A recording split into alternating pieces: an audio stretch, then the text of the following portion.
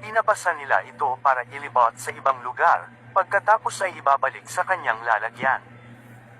Mananatili ito roon at hindi makakakilos. Dalanginan man ito'y hindi makakasagot, at hindi makatutulong sa panahon ng pagsubok.